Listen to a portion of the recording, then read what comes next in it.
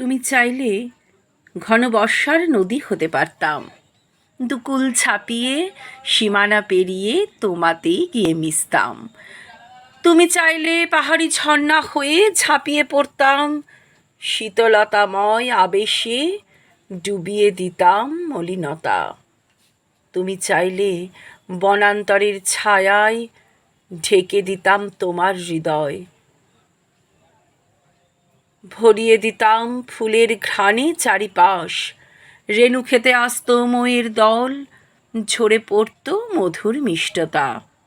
কিন্তু তুমি চাইলেই আগ্নেয়গিরির উত্তাপ, যা স্ফুলিঙ্গ হয়ে ছড়িয়ে পড়ল সম্পর্কের বৃত্তে। উঠল ধোঁয়া, যা মুহূর্তে গ্রাস করল সুস্থ সম্পর্ক। এক পশলা দু পশলা বৃষ্টির ফোঁটা পড়েছিল অবিরাম, তবু নেভেনি স্ফুলিঙ্গের শিখা। জমেছে খালি হাজারো আর্তনাদ। কলমে ও কণ্ঠে সন্দীপা সরকার মুখার্জি। নমস্কার।